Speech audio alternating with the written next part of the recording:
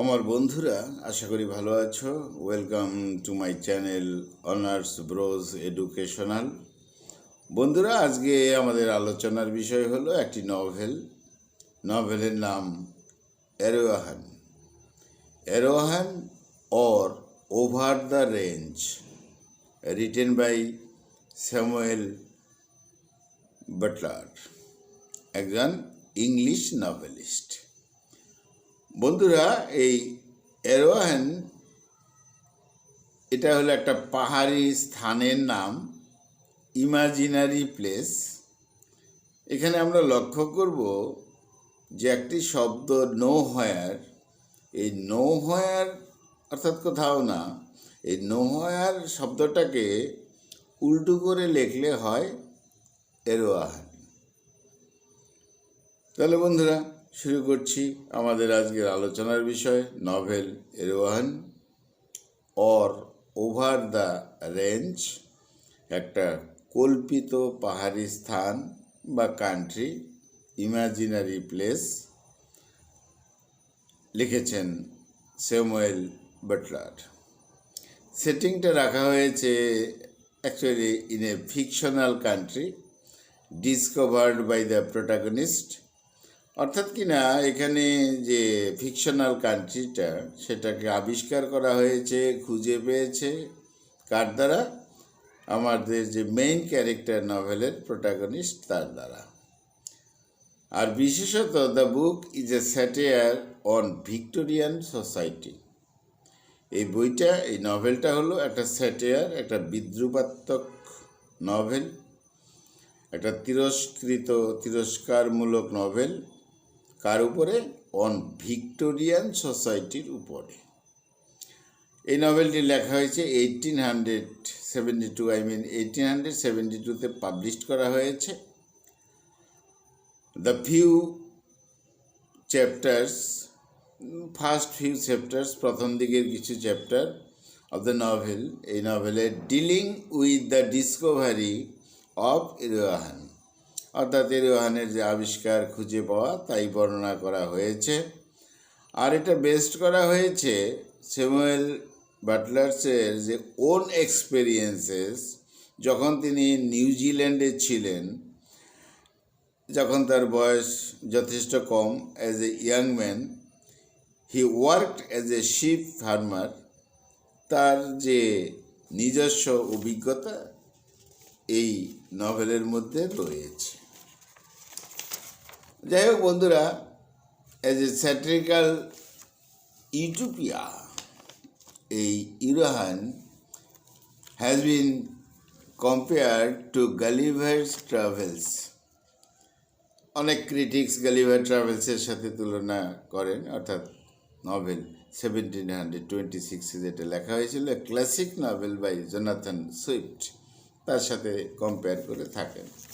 যাই হোক, এখানে যে মেইন ক্যারেক্টার্স পাবো, সেই ক্যারেক্টার্সগুলো একটু উলট পালট করেই স্পেলিংটা লেখা। যেমন, যাই হোক, প্রথম যে ক্যারেক্টার আমরা পাবো, main character Higgs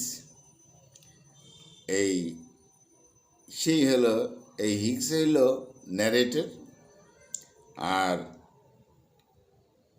informs the reader, সেই জানাচ্ছে রিডার্সদের of the nature of Erewhonian society, অর্থাৎ ওই অঞ্চলের যে বা ওই সোসাইটির যে যা পরিস্থিতি, সেটা জানাচ্ছে। এ হলো আমাদের মেইন ক্যারেক্টার। এবার সেকেন্ড ক্যারেক্টার পাবো চবুক বা কেহবুক। এই হিগসকে গাইড করে ওই মাউন্টেন্স পার হতে। আর এখানে এই ভদ্রলোক চবুক, সে ভয় পেত এই ইউরোপিয়ানদের দেখে বা তাদের কালচার ইত্যাদি দেখে। এবার পরবর্তীতে আমরা পেয়ে যাব দুজন মেয়েকেও পেয়ে যাব, তাদের সাথে দেখা হবে। এবার মেন ক্যারেক্টার আমরা পেয়ে যাব সেনস নজনিবর, এই নজনিবর শব্দটা এসছে কিন্তু রবিনসনকে উল্টো করে লিখলে নজনিবর আসে। এই বললাম যে ওয়ার্ডগুলো উল্টো করে লেখা, টাইটেলটাও যেমন নোহোয়ার থেকে এসেছে, ঠিক নামগুলো উল্টো হয়ে এসছে। যেমন রবিনসন হয়ে গেছে নজনিবর। তাহলে এই নজনিবরের ওখানে গেস্ট হিসাবে যায় আমাদের যে মেন প্রোটাগনিস্ট হিগস, আর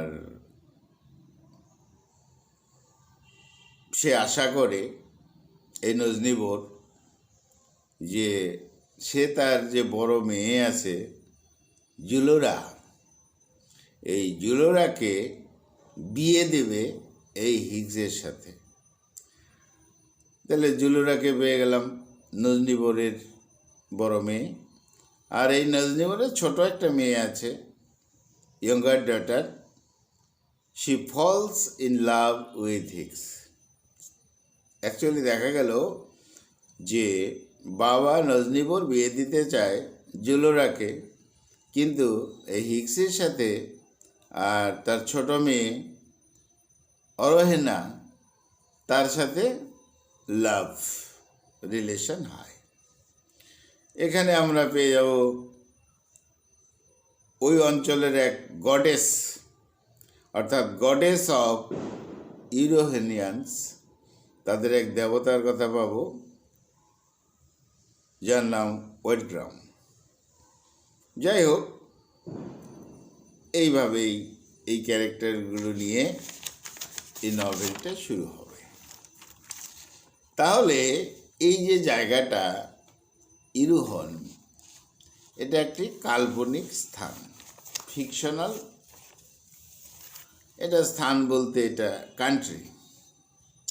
আমাদের যে প্রোটাগনিস্ট রয়েছে, মেন ক্যারেক্টার, সে এই স্থানের খোঁজে বেরিয়েছে। অর্থাৎ ইরোহন এর ডিসকভারি, তার উপর বেস করেই এই গল্প কথা।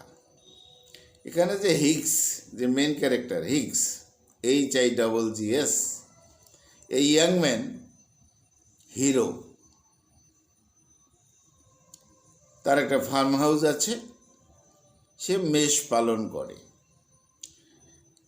একদিন বহু দূর চলে গেছে, অর্থাৎ তার মেষ সব নিয়ে বহু দূর চলে গেছে, স্থানে স্থানে ভিন্ন স্থানে ঘুরেই সেই সব মেষ পালন করত।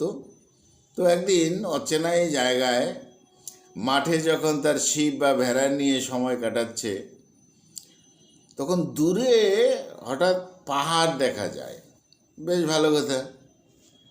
এবার হিগস ভাবছে যে এই পাহাড় পেরিয়ে কেমন জায়গা রয়েছে, জায়গাটা কেমন হবে, এই চিন্তা হিগসের ধরে বসলো। নতুন চিন্তা আসলো যে পাহাড়ের পরে কেমন জায়গা আছে। তো যাই হোক, তার এই চিন্তার কথা তখন এক ব্যক্তিকে পাওয়া গেল, তার নাম চুবুক।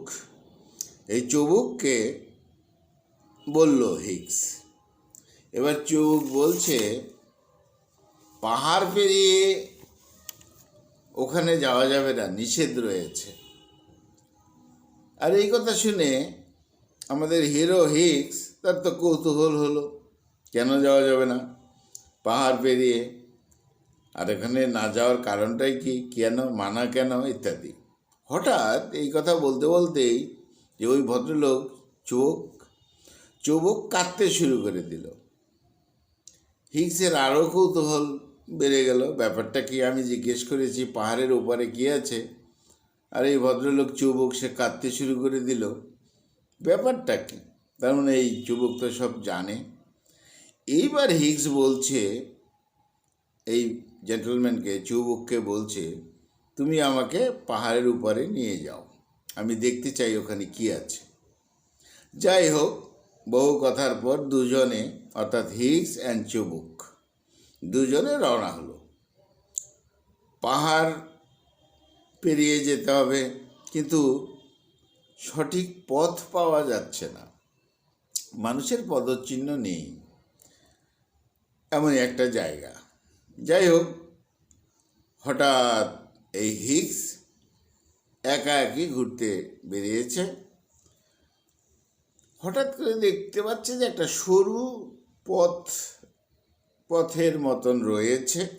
হিক্স ভাবছে এই পথ ধরেই পাহাড় পেরিয়ে যাওয়া সম্ভব হবে, কারণ এই ঘন বন জঙ্গলে তো তেমন কোনো পথ নেই।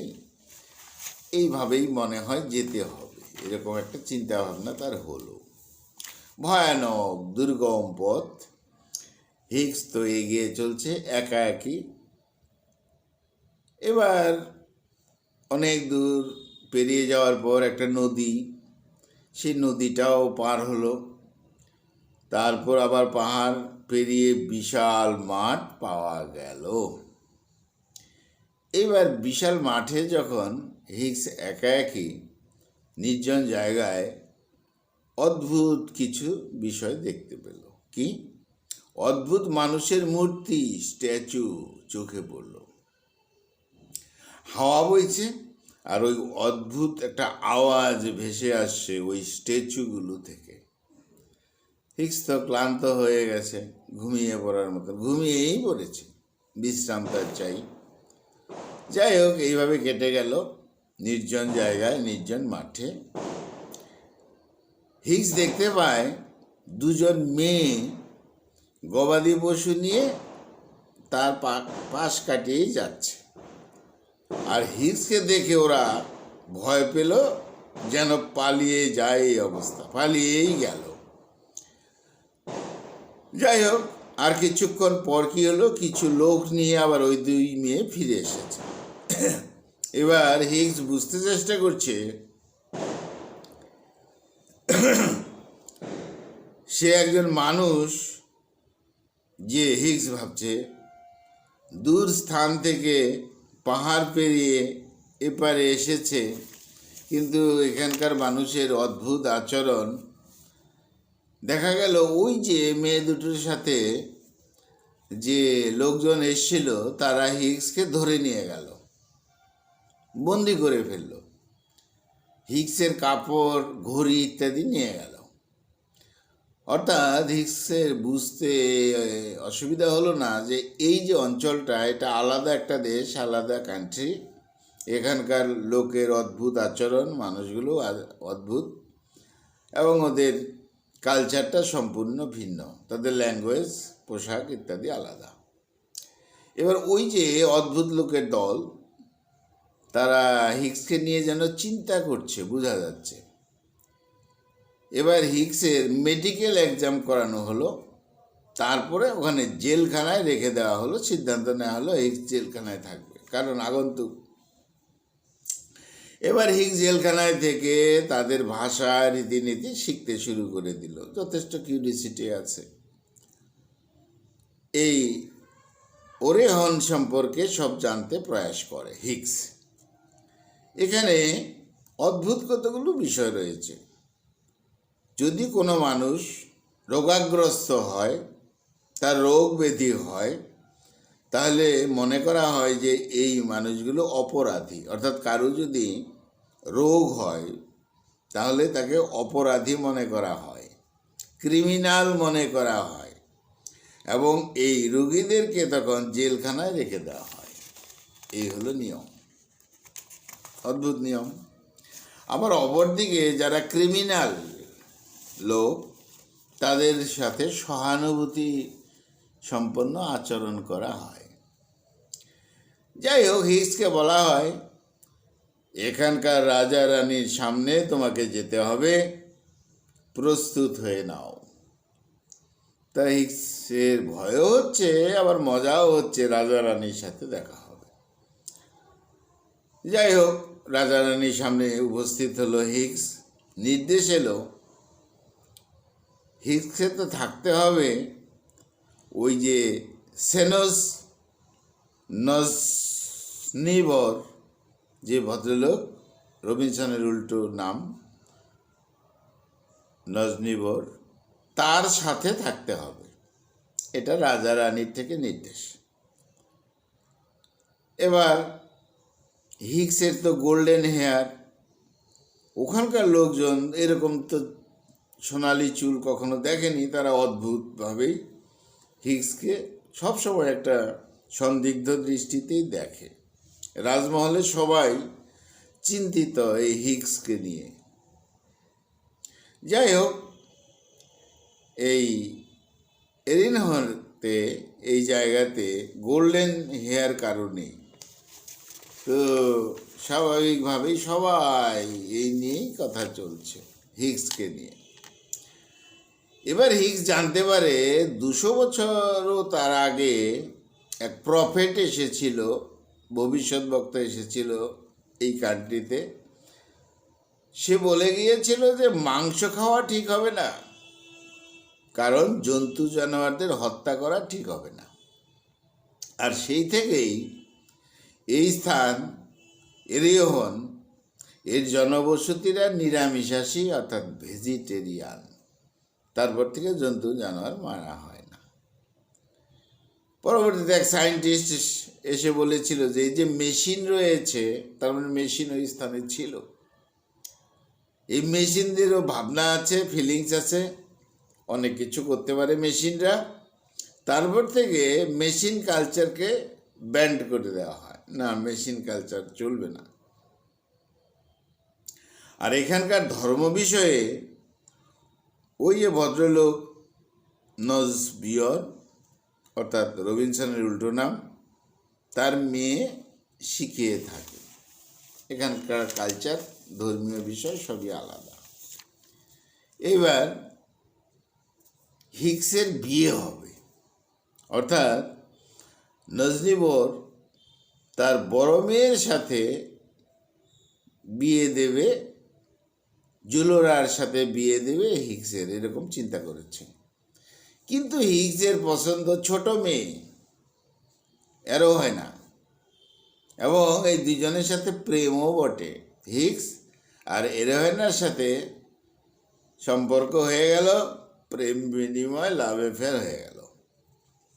এবার নজনিবর প্রতিজ্ঞাবদ্ধ, না আমি বড় মেয়েকে বিয়ে না দিয়ে ছোট মেয়েকে বিয়ে দেব না। এই নিয়ে হিগস এবং ভাবি শ্বশুর নজনিবর, তার সাথে কনফ্লিক্ট তো তৈরি হলো। হিগস অন্য স্থানে চলে গেছে। এবার রাজা আবার ধরে ফেলেছে রাজার লোকজন। রাজা চিন্তিত। এই নিয়ে যে হিগসের তো হাতে ঘড়ি ছিল, এটা তো মেশিন। এই মেশিন যদি ইউজ হয় তাহলে তো অনেক কিছু হয়ে যেতে পারে। অর্থাৎ মেশিন বিষয়টা এখন আর রাজা রানীরা বা ওখানকার লোকজন বোঝে না। এবার হিগসকে উড়ন্ত বেলুনের সাহায্যে উড়ে যেতে বলা হলো, যে যেহেতু হিগস যেতে চায়, তুমি যেতে পারো, উড়ন্ত বেলুনে যেতে হবে এই। আর রাজা রানী চিন্তিত। এবার উড়ন্ত বেলুনে চলে যাবে এই বিষয়েও চিন্তিত রাজা। এবং রাজার একটা কৌশল আছে যে যদি হিগস ওই উপর থেকে পড়ে যায়, মরে যায়, ব্যাস তাহলে তো বিষয়টা শেষ। কিন্তু রানীমা খুব চিন্তিত। যাই হোক, হিগস এবার যাত্রা করবে বেলুনে করে, উড়ন্ত বেলুনে। সাথে কিন্তু যাবে তার ভালোবাসার মেয়েটি অরিওহেনা। যাই হোক, উড়ন্ত বেলুনে তারা পালিয়েও গেল বেলুনের সাহায্যে। সমুদ্রে ডুবে গেল। আবার সমুদ্র জাহাজ তাদের প্রাণ রক্ষা করলো। এবার ইংল্যান্ডে পৌঁছে গেল হিগস তার প্রেমিকা অরিওহেনাকে নিয়ে, এবং বিয়েও হয়ে গেল তাদের ইংল্যান্ডে। এবার হিগস নতুনভাবে ভাবছে সে আবার ওই এরিওহেনা যে জায়গাটা, যে কান্ট্রিটা, অদ্ভুত জায়গা, ওখানে সে যাবে। কিন্তু কেউ তার কথা শুনবে বলে মনে হয় না। কারণটা হলো ওই জায়গাটা হলো ফরবিডেন প্লেস, ওখানে নিষিদ্ধ, যাওয়া যায় না। ওখানে এখানকার লোক, এই সমাজের সিভিলাইজড সমাজের লোক যেতে পারবে না, এমন একটা কাল্পনিক বিষয় কিন্তু রয়েছে। যাই হোক, কিছুদিন পরে দেখা গেল ওই যে ভদ্রলোক যুবক ইংল্যান্ডে এসে উপস্থিত। ইংল্যান্ডে সে এসেছে ধর্ম শেখাতে, তাদের যে ধর্ম। এবার হিগস মানুষকে বুঝাতে প্রয়াস করে যে এরিয়াহান একটা জায়গা, একটা দেশ, সেখানে সে আবার যাবে আর সেখানে গিয়ে খ্রিশ্চান ধর্ম প্রচার করবে। এইভাবেই নভেলটা শেষ হয়েছে। তাহলে বন্ধুরা, বলা হয়েছে কাল্পনিক স্থান, কাল্পনিক ক্যারেক্টার, কাল্পনিক বিষয়, এমন একটা আবিষ্কার। এখানে কিন্তু কথাটা মনে রাখতে হবে যে স্যাটিরিক্যাল, এটা অন ভিক্টোরিয়ান সোসাইটি। তাহলে ভিক্টোরিয়ান সোসাইটিতে অনেক কিছু হলো, মেশিনের বিষয় হয়েছিল, ইত্যাদি ইত্যাদি, ডিসকভারির বিষয় হয়েছিল, তার উপর একটা স্যাটিয়ার করা হয়েছে। যাই হোক, এখানে আমরা যে ক্যারেক্টারগুলো পেয়েছি তাও বিভিন্ন নামে। তো এখানে একটা গল্পকথাও পাওয়া গেল। মূলত দেখা গেল যে একটা নতুন কান্ট্রি, তাদের কালচার, তাদের রিলিজিয়ান, তাদের খাওয়া দাওয়া সব কিছুই আলাদা। তারপরে অবশ্য ইংল্যান্ডের সাথে কানেক্টেড হলো সিভিলাইজড ওয়ার্ল্ডের সাথে। সেখানে এসে হিগস এবং ওখানকার মেয়ের সাথে বিয়েও হয়ে গেল। এবার এখানে চুবক যে লোকটা, সে এসে তাদের ধর্ম প্রচার করলো, কিন্তু মূলত দেখা গেল হিগস আবার চাইছে যে ওখানে গিয়ে খ্রিশ্চান ধর্মটা প্রচার করা হবে। সেই জন্য অনেক রকম অনেক কিছু ইঙ্গিত রয়েছে, রূপক বিষয় রয়েছে। তাহলে বন্ধুরা, আজকে আমাদের আলোচনার বিষয় ছিল novel Erewhon or over the range, পাহাড়ের ওপারে, রিটেন বাই স্যামুয়েল বাটলার, একজন ইংলিশ নভেলিস্ট। আর এটা একটা satirical work on Victorian society, totally imaginary প্লেসে, ইমাজিনারি গল্প, ক্যারেক্টার ইত্যাদি সব একেবারে ফুল অফ ইমাজিনেশন। এবং ভাবা হচ্ছে এটা ইউটোপিয়ান টাচ রয়েছে, ইউটোপিয়ান লিটারেচার। যাই হোক বন্ধুরা, খুব ভালো থেকো, আমার চ্যানেলটা সাবস্ক্রাইব করো। Thank you, thank you, thank you.